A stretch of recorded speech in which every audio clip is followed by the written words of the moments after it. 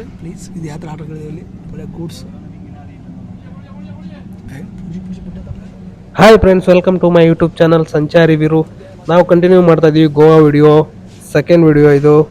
ನಾವು ಫಸ್ಟ್ ವಿಡಿಯೋದಲ್ಲಿ ಬೆಂಗಳೂರಿಂದ ಮಂಡ್ಗೋವಾ ರೈಲ್ವೆ ಸ್ಟೇಷನ್ಗೆ ಬಂದು ರೀಚ್ ಆಗಿ ಅಲ್ಲಿಂದ ನಾವು ಬೈಕ್ ಟ್ಯಾಕ್ಸಿ ಮಾಡಿಕೊಂಡು ಬಸ್ ಸ್ಟಾಪ್ಗೆ ಬಂದು ರೀಚ್ ಆಗಿದ್ವಿ. ಇವಾಗ ಮಂಡ್ಗೋವಾ ಬಸ್ ಸ್ಟಾಪಿಂದ ನಾವು ಪಣಜಿಗೆ ಹೋಗ್ತಾ ಇದೀವಿ ಬಸ್ಸಲ್ಲಿ. ಇದು ಎಲೆಕ್ಟ್ರಿಕ್ ಬಸ್ಸು. ಇಲ್ಲಿ ಇವಾಗ ಟೈಮು 6 ಗಂಟೆ ಆಗಿದೆ. 6 ಗಂಟೆಗೆ ಇಲ್ಲಿಂದ ಫಸ್ಟ್ ಬಸ್ ಸ್ಟಾರ್ಟು. ನಾವು ಫಸ್ಟ್ ಬಸ್ಸಿಗೆ ಹೋಗ್ತಾ ಇದ್ವಿ. ಫುಲ್ ಎಲೆಕ್ಟ್ರಿಕ್ AC ಬಸ್ ಇದು. ಫುಲ್ ಚಳಿ ಇದೆ, ಅದರಲ್ಲಿ AC ಬಸ್ಸಲ್ಲಿ ನಾವು ಹೋಗ್ತಾ ಇದೀವಿ. ನೋಡಿದ್ರೆ ನಿಮ್ಗೆ ಗೊತ್ತಾಗುತ್ತೆ, ಇನ್ನೂ ಬೆಳಕು ಆಗಿಲ್ಲ. ಪಣಜಿಗೆ ಹೋಗಿ ವಿಡಿಯೋ ಕಂಟಿನ್ಯೂ ಮಾಡೋಣ ಫ್ರೆಂಡ್ಸ್, ಬನ್ನಿ. 2 ಗಂಟೆ ಬಸ್ಸಲ್ಲಿ ಜರ್ನಿ ಮಾಡಿ ನಾವು ಪಣಜಿಗೆ ಬಂದು ರೀಚ್ ಆದ್ವಿ. ದಾರಿಲೆಲ್ಲ ಫುಲ್ ಮಳೆ ಇತ್ತು. ಇಲ್ಲೂ ಮಳೆ ಇರುತ್ತೆ ಅನ್ಕೊಂಡ್ವಿ, ಬಟ್ ಇಲ್ಲಿ ಮಳೆ ಇಲ್ಲ. ನೋಡಿ, ಇದೆ ಪಣಜಿ ಬಸ್ ಸ್ಟಾಪ್. ಇಲ್ಲಿ ಪಣಜಿ ಬಸ್ ಸ್ಟಾಪ್ ಅಲ್ಲಿ ನೋಡಿ ಇವೇ ಬೈಕ್ ಟ್ಯಾಕ್ಸಿಗಳು. ಇದೆಲ್ಲ ಎಲ್ಲೋ ಬೋರ್ಡು. ಇವರೆಲ್ಲ ಎಲ್ಲಿಗೆ ಬರ್ತೀರಾ ಅಂತ ಕೇಳ್ತಾ ಇರ್ತಾರೆ. ಬೈಕ್ ಟ್ಯಾಕ್ಸಿ ಇದು ಗೌರ್ಮೆಂಟ್ ಇಂದಾನೇ ಇದು ಇದೆ. ಬಟ್ ಇಲ್ಲಿ ಪಣಜಿ ಬಸ್ ಸ್ಟಾಪ್ ಅಲ್ಲಿ ಬಂದ್ರೆ ಗೌರ್ಮೆಂಟ್ ಯಾವುದೇ ಗೌರ್ಮೆಂಟ್ ಬಸ್ ಇಲ್ಲ ಇಲ್ಲಿ. ಎಲ್ಲ ನಮ್ KSRTCನೇ ಜಾಸ್ತಿ ಇದಾವೆ. ಮತ್ತೆ ಎಲ್ಲ ಪ್ರೈವೇಟ್ ಟೆಂಪೋಗಳು ಅವೇ ಫುಲ್. ಇಲ್ಲೆಲ್ಲ ಇಲ್ಲಿಂದ ನೆಕ್ಸ್ಟ್ ಹೋಗ್ಬೇಕಂದ್ರೆ ಟೆಂಪೋದಲ್ಲೇ ಹೋಗ್ಬೇಕಂತೆ. ಇಲ್ಲಿದಾವ್ ನೋಡಿ ಇವೆಲ್ಲ ಟೆಂಪೋ. ಇಲ್ಲಿಂದ ಇದರಿಂದನೇ ನೆಕ್ಸ್ಟ್ ನಾವು ಬೀಚ್ಗೆ ಹೋಗ್ಬೇಕು. ನಾವಿಲ್ಲಿ ಬೆಳಗ್ಗೆ 8 ಗಂಟೆ ಆಗಿತ್ತು. ದಿನನಿತ್ಯ ಕಾರ್ಯಕ್ರಮಗಳು ಮುಗಿಸ್ಕೊಂಡು ಟಿಫಿನ್ ಮಾಡ್ಕೊಂಡು ಹೋದ್ರಾಯ್ತು ಅಂತ ವೈಟ್ ಮಾಡ್ತಾ ಇದೀವಿ. ಇಲ್ಲೇ ಬಸ್ ಸ್ಟಾಪ್ ಅಲ್ಲಿ ಎಲ್ಲಿ ಹೋಟೆಲ್ ಸಿಗುತ್ತೆ ಅಂತ ಹುಡುಕಾಡ್ತಾ ಇದೀವಿ. ಬಟ್ ಇಲ್ಲಿ ಯಾವ್ದು ಹೋಟೆಲ್ ಓಪನ್ ಆಗಿಲ್ಲ. ಎಲ್ಲ ಬಾರ್ಗಳು ಮಾತ್ರ ಓಪನ್ ಆಗಿಬಿಟ್ಟಿದೆ. ಬಾರ್ ಮುಂದೆ ಬೆಳಗ್ಗೆ 6 ಗಂಟೆಯಿಂದನೇ ಶುರು. ಬಟ್ ಯಾವ್ದು ಹೋಟೆಲ್ ಮಾತ್ರ ನಮ್ಗೆ ಸಿಗ್ತಾ ಇಲ್ಲ. ಎಲ್ಲಿ ನೋಡಿದ್ರು ಬರೀ ಬಾರೇ ಕಾಣ್ತಾ ಇದಾವೆ. ಈ ಟೆಂಪೋದಲ್ಲಿ ಮುಂದೆ ಪಯಣ. ಹಾಯ್ ಫ್ರೆಂಡ್ಸ್, ನಾವು ಇವಾಗ ಅಗೋದಾ ಪೋರ್ಟ್ಗೆ ಹೋಗ್ತಾ ಇದ್ದೀವಿ. ನಮ್ಮ ಹುಡುಗ ಬೈಕ್ ಹೋಗ್ತಾನೆ ರೆಂಟಲ್ ಒಂದು. ನಾವು ಟೆಂಪೋ ಇಂದ ಮಧ್ಯದಲ್ಲಿ ಇಳಿದ್ವಿ. ಇಲ್ಲಿ ಯಾವ್ದೋ ಒಂದು ಫೋರ್ಟ್ ಇದೆ, ಅಗೋಡಾ ಫೋರ್ಟ್ ಅಂತ. ಸಮುದ್ರದ ಬೀಚ್ ಅಲ್ಲಿ ದಂಡೆಲೆ ಇದೆ ಅಂತ, ಚೆನ್ನಾಗಿದೆ ಅಂದ್ರು. ಅದಕ್ಕೆ ನಾವು ಟೆಂಪೋ ಇಂದ ಇಳ್ಕೊಂಡ್ವಿ. ಅವರು ಇಲ್ಲಿಂದ 1 ಕಿಲೋಮೀಟರ್ ಇದೆ, ನಡ್ಕೊಂಡು ಹೋಗ್ಬೋದು ಅಂದ್ರು. ನಾವು ಹೋದ್ರಾಯ್ತು ಅಂತ ಹೇಳಿದ್ರೆ ಇಲ್ಲಿಂದ ಸಿಕ್ಕಾಪಟ್ಟೆ ದೂರ ಇದೆ ಅಂತ ಹೇಳಿದ್ರು, 12 ಕಿಲೋಮೀಟರ್. ಸೊ ಇನ್ನೇನು ಬೈಕ್ ರೆಂಟಿಗೆ ತಗೋಣ ಅಂತ ಬೈಕ್ ಕೇಳಿದ್ರೆ ಅವ್ರು 1 ದಿವ್ಸಕ್ಕೆಲ್ಲ ಬೈಕ್ ರೆಂಟಿಗೆ ಕೊಡಲ್ವಂತೆ. ತಗೊಂಡ್ರೆ ಮಿನಿಮಮ್ 3 days ತಗೋಬೇಕು, ಇಲ್ಲ ಅಂದ್ರೆ ಇಲ್ಲಿ ರೂಮ್ ಮಾಡ್ಬೇಕು ಅಂತ ಹೇಳಿದ್ರು. ನಾವು ಇಲ್ಲಿ ರೂಮ್ ಮಾಡಿ ಏನ್ ಮಾಡೋದು, ಬೀಚ್ ಹತ್ರ ರೂಮ್ ಮಾಡ್ಬೇಕು ಅಂತ ನಾವು ತಗೊಳ್ಳಾರೆ ನೋಡೋಣ ನಡ್ಕೊಂತ ಹೋದ್ರೆ ಯಾವ ಆಟೋ ಟೆಂಪೋ ಏನಾರು ಬರುತ್ತೆ ಅಂತ ನಡ್ಕೊಂತ ಹೋದ್ವಿ. ಯಾವ್ದು ಗಾಡಿನೇ ಬರ್ಲಿಲ್ಲ. ಸಿಕ್ಕಾಪಟ್ಟೆ ನಡೆದು ಸುಸ್ತಾಯ್ತು. ನಾವು ಟಿಫಿನ್ ಬೇರೆ ಮಾಡಿರ್ಲಿಲ್ಲ. ಏನೋ ಮಾತಾಡ್ಕೊಂಡು ವಾತಾವರಣ ಬೇರೆ ತಣ್ಣಗೆ ಚೆನ್ನಾಗಿತ್ತು ಅಂತ ಏನೋ ನಡೆದ್ವಿ. ಒಂದು 5-6 ಕಿಲೋಮೀಟರ್ ನಡ್ಕೊಂಡು ಹೋದ್ವಿ. ಅಂತೂ ಇಂತೂ ಸುಮ್ನೆ ಮಾತಾಡ್ಕೊಂಡು ಏನೋ ಟೈಮ್ ಪಾಸ್ ಮಾಡ್ಕೊಂಡು ನಡ್ಕೊಂಡು ಹೋದ್ವಿ. ಆದ್ರೆ ನಡ್ಕೊಂಡು ಹೋಗ್ಬೇಕಾದ್ರೆ ದಾರಿಲಿ ಇದು ಆ ಕಡೆ ಈ ಕಡೆ ಮರ ಇಬ್ಬನಿ ಬೀಳ್ತಿತ್ತು. ತಣ್ಣಗ ವಾತಾವರಣ ಚೆನ್ನಾಗಿತ್ತು. ಅದಕ್ಕೆ ನಾವು ನಡ್ಕೊಂತಾನೆ ಮುಂದೆ ಹೋದ್ವಿ. ನೋಡಿ, ಇಲ್ಲೆಲ್ಲ ಆಲ್ಮೋಸ್ಟ್ ಬೈಕ್ ರೆಂಟ್ ಎಲ್ಲ ಸಿಗುತ್ತೆ. ಸಿಕ್ಕಾಪಟ್ಟೆ ಬೈಕ್ ಇದಾವೆ. ಬಟ್ ಎಲ್ಲ ನಿಮ್ಗೆ 1 ದಿವ್ಸಕ್ಕೆ ಬೇಕಂದ್ರೆ ಆಲ್ಮೋಸ್ಟ್ ಯಾರು ಕೊಡಲ್ಲ. ಆತರ 1 ದಿವ್ಸಕ್ಕಂದ್ರೆ ಸಿಕ್ಕಾಪಟ್ಟೆ ರೇಟು ಹೇಳ್ತಾರೆ. ಅವ್ರು ಹೋಟೆಲ್ ಅಲ್ಲೇ ರೂಮ್ ಮಾಡಿ ಮತ್ತೆ ಅವರೇ ಬೈಕ್ ಕೊಡ್ತಾರೆ. ಇಲ್ಲ ರೂಮ್ ಬೇರೆ ಕಡೆ ಮಾಡಿ ಬೈಕ್ ಜಾಸ್ತಿ ಕೊಡಲ್ಲ. ಮತ್ತೆ ಕೊಟ್ರು 1 ದಿವ್ಸಕ್ಕೆಲ್ಲ ಕೊಡಲ್ಲ. 3 ದಿವ್ಸಕ್ಕೆ ತಗೊಂಡ್ರೆ ಅಷ್ಟೇನೆ ಬೈಕ್ ಸ್ವಲ್ಪ ಕಮ್ಮಿ ರೇಟಲ್ಲಿ ಸಿಗುತ್ತೆ. ಒಂದೇ ದಿವ್ಸಕ್ಕೆ ನಿಮ್ಗೆ ಇವತ್ತೇ ಬೆಳಗ್ಗೆ ತಗೊಂಡ್ ಸಾಯಂಕಾಲ ಕೊಡ್ತೀನಿ ಅಂದ್ರೆ ರೇಟ್ ಜಾಸ್ತಿ ಹೇಳ್ತಾರೆ. ಕೆಲವೊಬ್ರು ಎಲ್ಲೋ ಕೊಡ್ತಾರೆ. ಅಂದ್ರೆ ಪೀಕ್ ಟೈಮಲ್ಲಿ ಹೋದ್ರಂತೂ ಗೋವಾದಲ್ಲಿ ಆತರ ಸಿಗಲ್ಲ. ಇನ್ನು ಪೀಕ್ ಇಲ್ದೇ ಇರೋ ಟೈಮಲ್ಲಿ ಹೋದ್ರೆ ನಿಮ್ಗೆ ಸಿಗುತ್ತೆ. ನಮ್ಗೆ ಅಲ್ಲಿ ಸಿಗ್ಲಿಲ್ಲ ಆ ಜಾಗದಲ್ಲಿ. ಅದಕ್ಕೆ ನಾವು 3 days ಈ ಜಾಗದಲ್ಲಿ ತೊಗೊಳಕ್ಕೂ ಆಗ್ಲಿಲ್ಲ, ಅಲ್ಲಿ ರೂಮ್ ಮಾಡಕ್ಕೂ ಆಗಲ್ಲ. ಯಾಕಂದ್ರೆ ನಾವು ಹೋಗ್ಬೇಕಾಗಿರೋ ಜಾಗನೇ ಬೇರೆ, ಇಲ್ಲಿ ಇರೋದು ನಾವು ಮಧ್ಯ ದಾರಿಲಿ ಇದೀವಿ. ಬೀಚ್ ಹತ್ರ ಇದ್ರೆ ಓಕೆ, ರೂಮ್ ಮಾಡ್ಕೊಂಡ್ಬಿಟ್ಟು ಬೈಕ್ ತಗೊಂಡ್ಬಿಡ್ತಿದ್ವಿ. ಬೀಚ್ ಹತ್ರನೂ ಇಲ್ಲ. ನಾವು ಈ ಕಡೆ ಬಾಗ ಬೀಚು ಇಲ್ಲ, ಸಿಕ್ಕಾಪಟ್ಟೆ ದೂರ ಇದೆ. ಇನ್ನು ಅಲ್ಲಿಂದ 30 ಕಿಲೋಮೀಟರ್ ಮೇಲೆ ಇದೆ. ಇಲ್ಲಿ ರೂಮ್ ಮಾಡಿ ಏನ್ ಮಾಡೋದು ಅಂತ ಹೇಳ್ಬಿಟ್ಟು ನಾವು ರೂಮ್ ಮಾಡಕ್ ಹೋಗ್ಲಿಲ್ಲ. ಅವ್ರು 1 ಡೇಗೆ ಬೈಕ್ ಕೇಳಿದ್ರು ಕೊಡ್ಲೂ ಇಲ್ಲ. ಸೊ ಇನ್ನೇನಂತ ನಾವು ನಡ್ಕೊಂಡನೇ ನಾವು ಹೋಗ್ಬೇಕಾಗಿರೋ ಜಾಗ ಬಂದು ತಲುಪಿದೀವಿ. ಇನ್ನೇನು ಟಿಫಿನ್ ಮಾಡ್ಬೇಕಂತ ಹೋಟೆಲ್ ಹುಡ್ಕಾಡಿದ್ರೆ ಹೋಟೆಲ್ ಸಿಗ್ಲಿಲ್ಲ. ಅಂತೂ ಇಂತೂ ನಾವು ಬಂದ್ಬಿಟ್ಟು ಅಗೋಡಾ ಫೋರ್ಟ್ ಅಂತ ಬಂದು ರೀಚ್ ಆದ್ವಿ. ಇಲ್ಲಿ ಬಂದು ಟಿಫಿನ್ ಮಾಡ್ಕೊಂಡು ಟೀ ಕುಡ್ಕೊಂಡು ಸ್ವಲ್ಪ ಮುಖ ತೊಳ್ಕೊಂಡು ಫ್ರೆಶ್ ಅಪ್ ಆಗಿ ಮತ್ತೆ ನೋಡಕ್ಕೆ ಪ್ಲೇಸ್ ಹತ್ರ ಹೋದ್ವಿ. ಇನ್ನೊಂದು ನನ್ಗನ್ಸಿದ್ದೇನಂದ್ರೆ ಗೋವಾಕ್ ಬಂದ್ರೆ ನಮ್ದು ಓನ್ ವೆಹಿಕಲ್ ಅಲ್ಲಿ ಬರೋದು ಬೆಸ್ಟ್ ಅಂತ ನನ್ಗನಿಸ್ತು. ಯಾಕಂದ್ರೆ ಇಲ್ಲಿ ರೆಂಟಲ್ಗೆ ಅದಕ್ಕೆ ಅಂತ ಗಾಡಿಗೆ ದುಡ್ಡು ಮಾಡೋ ಬದ್ಲಿ ನಮ್ ಗಾಡಿಲಿ ಬಂದ್ರೆ ಇನ್ನು ಫ್ರೀ ಆಗಿ ತಿರ್ಗಾಡ್ಬಿಡ್ಬೋದು ಎಲ್ಲಿ ಬೇಕಾದ್ರು. ಇಲ್ಲಿ ಬಾಡಿಗೆ ಗಾಡಿ ತಗೊಂಡು ಅದಕ್ಕೆ ನಾವು ಪೆಟ್ರೋಲ್ ಹಾಕ್ಸ್ಕೊಂಡು ತಿರ್ಗಾಡಕ್ಕೆ ಒಂದ್ ರೀತಿ ಬೆಸ್ಟ್ ಅನ್ಬೋದು, ಆದ್ರೆ ಒಂದ್ ತರ ಕಷ್ಟ. ಯಾಕಂದ್ರೆ ನಮ್ ಗಾಡಿ ಇದ್ರೆ ನಾವು ರಿಟರ್ನ್ ನಮ್ಮ ಊರಿಗೆ ಹೋಗ್ಬೇಕಾದ್ರೆ ದಾರಿಲಿ ನೋಡ್ಕೊಂಡು ಹಂಗೆ ಹೋಗ್ಬಿಡ್ಬೋದು. ಇಲ್ಲ ಹಂಗಿಲ್ಲ, ಇಲ್ಲಿ ರೆಂಟ್ ತಗೊಂಡು ಅಂದ್ರೆ ವಾಪಸ್ ಅದೇ ಟೈಮ್ಗೆ ಅಲ್ಲಿ ಹೋಗಿ ಕೊಡ್ಬೇಕು, ಅಲ್ಲೇ ರೂಮ್ ಮಾಡ್ಬೇಕು, ಅದೆಲ್ಲ ಕಷ್ಟ.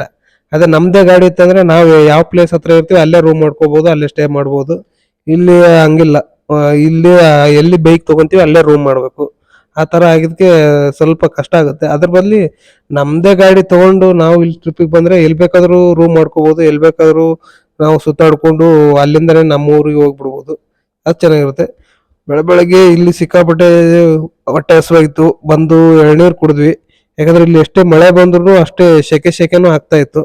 ಅದಕ್ಕೆ ಸ್ವಲ್ಪ ಶೆಕೆ ಜಾಸ್ತಿ ಆಗ್ತಾ ಇದೆ, ಇನ್ನೇ ಬೆವರೆಲ್ಲ ಬರ್ತಾ ಇದೆ. ಅಲ್ಲಿಂದ ನಡ್ಕೊಂಡ್ ಬಂದ್ವಲ್ಲ, ಅದಕ್ಕೆ ಇನ್ನೇನಂತ ಎಳ್ನೀರು ಕುಡಿದ್ವಿ. ನೋಡಿ ಇದೆ ಅಗೋಡ ಫಾರ್ಟ್, ಇಲ್ಲಿಂದ ಈ ತರ ಕಾಣಿಸುತ್ತೆ ವ್ಯೂ. ಅದಕ್ಕೆ ಒಂದು ಎಳ್ನೀರು ಕುಡ್ಕೊಂಡು ಆ ಕಡೆ ಹೋದ್ರಾಯ್ತು ಅನ್ಕೊಂಡು, ಇಲ್ಲಿ ಯಾವ ತರ ಮೇಲ್ಗಡೆ ಇಬ್ಬನಿ ತರ ಮಳೆ ಬರ್ತಾ ಇದೆ, ಮತ್ತೆ ಹಂಗೆ ನಮ್ಮ ಮೈಯೆಲ್ಲ ಬೆವರು ಬರ್ತಾ ಇದೆ. ಅದ್ರಾಗ ಅಲ್ಲಿಂದ ನಡ್ಕೊಂಡ್ ಬಂದ್ವಲ್ಲ, ಅದು ಮಾತ್ರ ಸಿಕ್ಕಾಪಟ್ಟೆ ಬೆವಿತಾ ಇದ್ವಿ. ಅದಕ್ಕೋಸ್ಕರ ಒಂದೊಂದು ಎಳ್ನೀರ್ ಕುಡ್ದು ಬೀಚ್ ಹತ್ರ ಹೊಂಟ್ವಿ. ಈ ಬೀಚ್ ಹತ್ರ ಅಂದ್ರೆ ಇಲ್ಲೇ ಕೆಳಗಡೆ ಬೀಚ್ ಹತ್ರ ಇಳಿಯೋ ತರ ಇಲ್ಲ, ಇಲ್ಲೊಂದು ಕೋಟೆ ಇದೆ. ಒಂದು ಕೋಟೆ ಇದೆ, ಅಲ್ಲಿಂದ ನೋಡ್ಬೋದು. ಫೋಟೋ ಶೂಟ್ ಎಲ್ಲ ಮಾಡ್ಕೊಳಕ್ ಬರ್ತಾರೆ. ಚೆನ್ನಾಗಿತ್ತು ಪ್ಲೇಸ್. ನೋಡಿ ನಮ್ಗೆ ಎಳ್ನೀರು ಹೊಡೆದು ಕೊಟ್ಟ, ಇಬ್ರು ಎರಡೆರಡು ಎಳ್ನೀರು ಕುಡಿದ್ವಿ. ಯಾಕಂದ್ರೆ ಸಿಕ್ಕಾಪಟ್ಟೆ ಹಸುನು ಆಗಿತ್ತು. ಇಲ್ಲಿ ಟಿಫಿನ್ನು ನಮ್ಗೆ ಸೆಟ್ ಆಗ್ಲಿಲ್ಲ, ಅದಕ್ಕೆ ಸುಮ್ಮನೆ ಏನಕ್ಕೆ ಅಂತ ಹೇಳ್ಬಿಟ್ಟು ಎರಡೆರಡು ಕುಡಿದ್ಬಿಟ್ವಿ ಇಬ್ರು. ಅದೇ ಎಳ್ನೀರಲ್ಲೇ ಹೊಟ್ಟೆ ತುಂಬಿತು.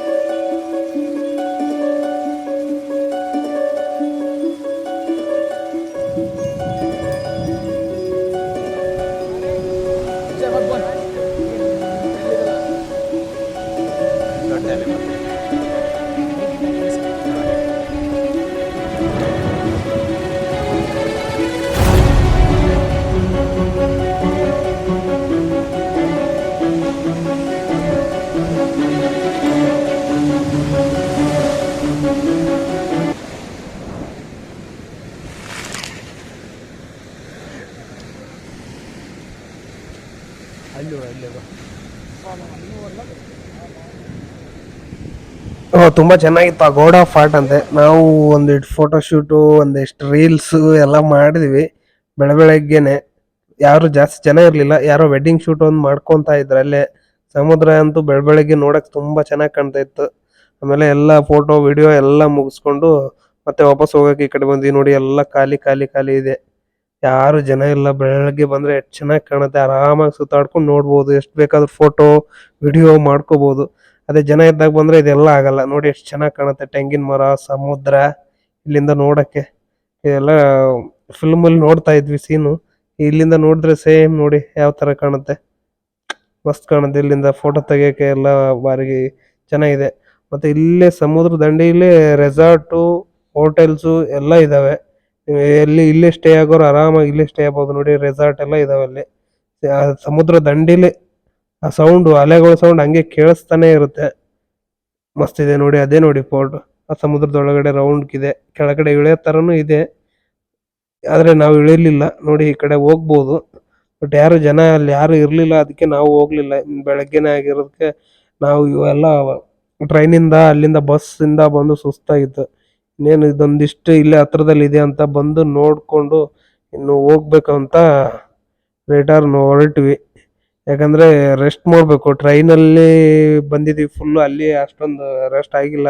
ಆಮೇಲೆ ಈ ಕಡೆ ಬಸ್ಸಲ್ಲಿ ಬಂದಿದ್ವಿ, ಅಲ್ಲಿಂದ ಬಂದು ಎಲ್ಲಿ ರೆಸ್ಟ್ ಮಾಡಿಲ್ಲ, ಮಲ್ಗಿಲ್ಲ, ಸ್ನಾನ ಕೂಡ ಮಾಡಿಲ್ಲ. ಅದಕ್ಕೆ ಇದೊಂದು ನೋಡ್ಕೊಂಡು ಇವಾಗ ನಾವು ಬಾಗ ಬೀಚ್ ಹತ್ರ ಹೋಗ್ಬಿಟ್ಟು ಅಲ್ಲೇ ಒಂದು ರೂಮ್ ಮಾಡ್ಕೊಂಡು ಸ್ವಲ್ಪ ರೆಸ್ಟ್ ಮಾಡಿದ್ರೆ ಆಯ್ತು ಅಂತ ರಿಟರ್ನ್ ಹೊರಟ್ವಿ. ಇಲ್ಲೊಂದು ನೋಡಿ ಕೆಳಗಡೆ ಇಳಿಯಕ್ ದಾರಿ ಇಲ್ಲೇ ಇದೆ, ಇಲ್ಲಿಂದ ಕೆಳಗಡೆ ಹೋಗ್ಬೋದು ಬೀಚ್ ಹತ್ರ. ಬಟ್ ನಾವು ಹೋಗ್ಲಿಲ್ಲ, ಯಾಕಂದ್ರೆ ಯಾರು ಜನನೇ ಇರಲಿಲ್ಲ, ಅಲ್ಲೆಲ್ಲ ಗಲೀಜ್ ಇತ್ತು, ಯಾರೋ ದಾರಿ ಕ್ಲೋಸ್ ಮಾಡಿದ್ದಾರೆ. ಅದಕ್ಕೆ ಮತ್ತೆ ವಾಪಸ್ ನಾವು ಹೊರಟ್ವಿ. ಇವಾಗಾರ ಬಸ್ ಸಿಗುತ್ತೋ ಇಲ್ಲೋ ಗೊತ್ತಿಲ್ಲ, ನಡ್ಕೊಂಡು ಹೋಗ್ಬೇಕೋ ಏನೋ ಗೊತ್ತಿಲ್ಲ. ಯಾಕಂದ್ರೆ ಬರ್ಬೇಕಾದ್ರೆ 5 ಕಿಲೋಮೀಟರ್ ನಡ್ಕೊಂಡು ಬಂದಿದ್ದೀವಿ ಬೆಳಗ್ಗೆ. ಇವಾಗ ರಿಟರ್ನ್ ಯಾವ ತರ ಹೋಗ್ಬೇಕು ಗೊತ್ತಿಲ್ಲ, ಅಲ್ಲಿ ಹೋಗ್ಬಿಟ್ಟು ನೋಡ್ಬೇಕು. ಅವರು ಅಲ್ಲಿ ಎಳ್ನೀರು ಶಾಪ್ ಅವ್ರು ಹೇಳಿದ್ರು ಇವಾಗ ಆಟೋ ಎಲ್ಲ ಸಿಗುತ್ತೆ ಅಂತ. ನೋಡ್ಬೇಕು, ಯಾವ ಆಟೋ ಸಿಕ್ಕರೆ ಹೋಗೋದು, ಇಲ್ಲಾಂದ್ರೆ ಮತ್ತೇನು ನಡ್ಕೊಂಡೇ ಹೋಗ್ಬೇಕು. ನೋಡಿ ಸಮುದ್ರ ನೋಡ್ಕೊಂಡ್ ಕುಂದ್ರೆ ಹೋಗೋಕೆ ಆಗಲ್ಲ, ಸಖತ್ತಾಗಿದೆ ನೋಡಿ. ಯಾರು ಜನ ಇರಲ್ಲ, ನಾವಿಬ್ರೆ. ನೋಡಿ ಅಲ್ಲೊಂದು ಹೋಟೆಲ್ ಇದೆ, ಅದಂತೂ ದಂಡಿಲಿನೇ ಇದೆ. ಅಲ್ಲಿ ರೂಮ್ ಮಾಡಿದ್ರೆ ಕಿಟಕಿಯಿಂದ ಫುಲ್ ಸಮುದ್ರನೇ ಕಾಣುತ್ತೆ. ಒಂದೊಂದು ಅಲೆಗಳು ಅಲ್ಲಿ ಬಂದ್ರೆ ಆ ಗೋಡೆಗೆ ಹೋಗಿ ಮೇಲ್ಗಡೆ ಎಲ್ಲ ಎಗರುತ್ತೆ, ಅಷ್ಟು ಜೋರಾಗಿ ಬರುತ್ತೆ. ಇವಾಗ ಕಮ್ಮಿ ಇದಾವಂತೆ, ಆಮೇಲೆ ಮಧ್ಯಾಹ್ನ ಆದಂಗೆ ನೀರು ಇನ್ನೂ ಜಾಸ್ತಿ ಆಗುತ್ತೆ ಅಂತ ಹೇಳಿದ್ರು ಅಲ್ಲಿ. ನೋಡಿ ಕಾಗೆ, ನಾವು ಕಾಗೆ ನೋಡಿ ಎಷ್ಟೋ ದಿವಸ ಆಯ್ತು. ಮುಂಚೆ ಚಿಕ್ಕವರಿದ್ದಾಗ ನಮ್ಮ ಊರಲ್ಲಿ ಕಾಗೆ ನೋಡ್ತಿದ್ವಿ, ಇವಾಗ ಎಲ್ಲಿ ಕಾಗೆನೆ ಕಾಣಿಸ್ತಾ ಇಲ್ಲ. ಆದ್ರೆ ಇಲ್ಲಿ ನೋಡಿ ಗೋವಾದಲ್ಲಿ ಎಷ್ಟೊಂದು ಕಾಗೆ ಇದಾವೆ. ನಿಜ ಅಂದ್ರೆ ಬೆಂಗಳೂರಲ್ಲಿ ನಾವು ಕಾಗೆ ನೋಡಿ ತುಂಬಾ ದಿನನೇ ಆಗಿತ್ತು. ಇವಾಗ ನೋಡಿ ಇಲ್ಲಿ ಕಾಗೆ ಒಂದೇ ಕಡೆ ಇಷ್ಟು ಕಾಗೆ ನೋಡ್ತಾ ಇರೋದು ಇವತ್ತೇ ಇಲ್ಲಿ ಗೋವಾದಲ್ಲಿ. ನೋಡಿ ಆಯ್ತು, ನಮ್ದು ಫಸ್ಟ್ ಗೋವಾಕ್ ಬಂದ್ಮೇಲೆ ಫಸ್ಟ್ ಒಂದು ಸೀನ್ರಿ ನೋಡಿದ್ವಿ, ಅಗೋಡಾ ಫಾರ್ಟ್. ಇದು ನೀವು ಗೋವಾಕ್ ಬಂದ್ರೆ ಇಲ್ಲಿ ಬಂದು ನೋಡಿ ಇಲ್ಲೆಲ್ಲ ಫೋಟೋ ಶೂಟ್ಗೆ ಚೆನ್ನಾಗಿದೆ, ಕುಂತು ಫೋಟೋ ತಕೋಬಹುದು. ಓಕೆ ಫ್ರೆಂಡ್ಸ್, ಬಾಯ್. ನೆಕ್ಸ್ಟ್ ವಿಡಿಯೋದಲ್ಲಿ ಸಿಗೋಣ. ಇನ್ನು ನಾವು ಹೋಗ್ತಾ ಇದೀವಿ ಬಾಗಾ ಬೀಚ್ಗೆ. ಪ್ಲೀಸ್ ಸಬ್ಸ್ಕ್ರೈಬ್ ಮಾಡಿ ನಮ್ಮ ಚಾನಲ್, ಪ್ಲೀಸ್ ಸಪೋರ್ಟ್ ಮಾಡಿ. ಈ ಥರ ಇನ್ನೂ ಒಳ್ಳೆ ವಿಡಿಯೋ ಹಾಕ್ತೀವಿ. Please subscribe my channel. Thank you.